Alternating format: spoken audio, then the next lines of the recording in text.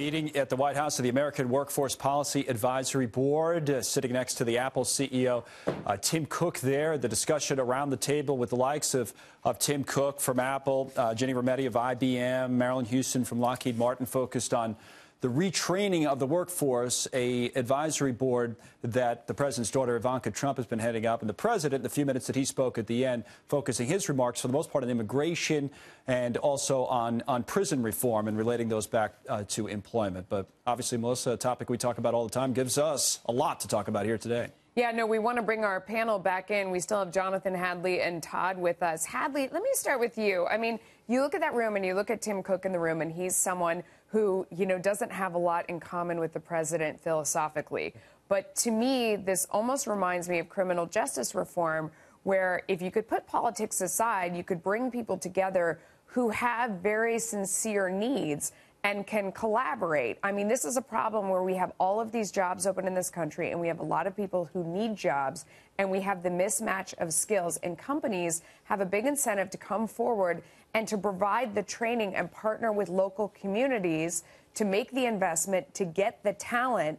Do you feel, Hadley, like this is something that we could actually make progress on, like criminal justice reform? I hope so. Certainly the comments from the people around the table are encouraging that the focus is on practical solutions rather than a political back and forth. And we do see in other countries where they do better middle skills training in terms of apprenticeships that the private sector plays a big role, because ultimately private sector employers benefit from a well-trained workforce. So it's important for them to have a seat at the table. Jonathan, I mean, what I noticed, I went to Kitchen and Bath Industry Show recently, and they had people there who were looking to do this, to partner. They had companies that were looking to partner with schools. It wasn't just about middle schools. It was about people looking for coders, looking for artists, looking for builders, looking for architects, and they're willing to teach and make the investment. They just need the schools to let them in. They don't need, the schools don't even want to be the ones to teach, don't need to be the ones to teach them. It's just, let's partner. We can all benefit. I'm hopeful about this. What do you think? Well, American business, Melissa, has a great history of, finding and even teaching those employees that we need. I go back to Milton Hershey many, many years ago. What you saw here today from this afternoon with the president from the White House was this nexus of immigration and employment, and that low unemployment rate, the need for skilled workers, but the question about who exactly to let in. The president talked about, once again, the need for merit. But, he needs to take credit for a strong unemployment, a low unemployment rate, a very strong economy. But at the same point, as he said, you've got these employers, these massive Fortune 500 companies that depend on trade, the free flow of capital and the free flow of employees as well to this country. Yeah. Todd, what are your thoughts on this? Well, I think it goes back to real education, Melissa. I think one of the big things we have in this country with these standardized tests and nothing, they've taken out the work-study programs. They've taken out all the programs that could actually create young people and teach them these skills, whether it be coding, whether it be welding, any of the skills that we would need in this country. But, of course, we're in this No Child Left Behind and these standardized tests, which takes away the ability for schools to actually teach people, which is what I went through when I was in high school. They had a work-study program. You could learn different skills, and I think that's what we're really missing here, and that's the biggest issue, is the education of getting people prepared to come out into society. That's so true. And Hadley, we heard somebody there that was from a university talking about the fact that it's a freeway, the training between the companies and the schools. It has to be so you get off and you go have training and you do a certain kind of job, but then you get back on when you want more training or you want to change direction and go in a different way. It's not like what people think of where you're a plumber's apprentice and then you're a plumber for the rest of your life. Right. It's not that kind of a program. It's it's kind of where for all different levels of companies you get the training.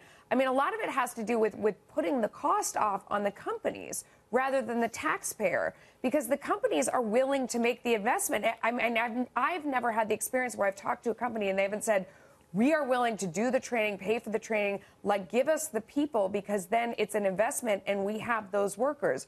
Right, Hadley? I mean, a lot of this could be, it's not talking about taxpayer dollars, and that's what Ivanka Trump's focus is, too. Right. I think it's about creating an education system that is agile and flexible. You know, I think we always bring to mind the young person, the high school student, the college student. But the reality is education is a lifelong process.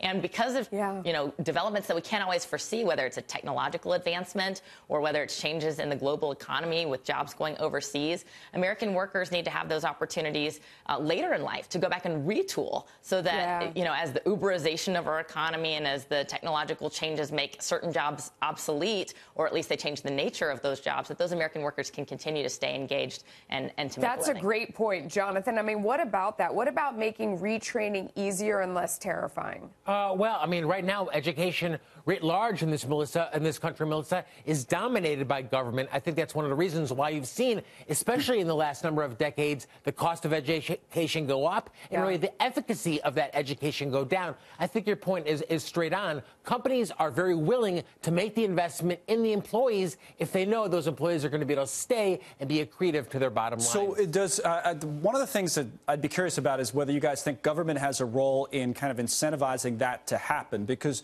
to Melissa's point, this is a totally different approach, Todd, in how we're going about it, because we've heard about retraining of workforces for years. But this administration, in its last budget, cut the Labor Department funding by more than 20%. The president has a budget coming out next week. We may see further cuts. So they're saying it's not about the money we spend on programs. I would think it's about either the incentives that we give to companies, or maybe we can help with cutting the red tape in deregulation. Does that play a role possibly in the retraining of the workforce, as well as it's already played a role in other parts of the economy?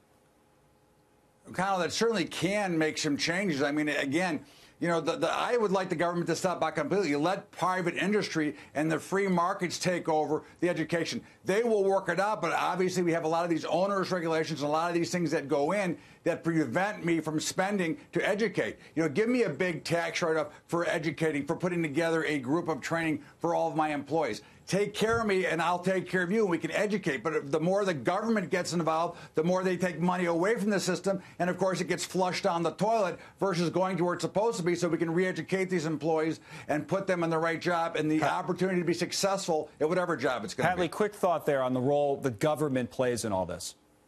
Well, the government could at least take a lesser role in propping up the traditional school system, the traditional education, higher education system. For example, in the student loans industry, which the government took over in 2009, 2010, that has led to much higher tuition rates, making higher education unaffordable for many people and leaving a lot of workers with a mountain of debt that they're trying to pay off. So certainly we can change the government's role. I don't think that there's, you know, I don't think we're going to get to a place where we abolish the Department of Education. Where government has Guys, we got to wrap role. it here at the top of the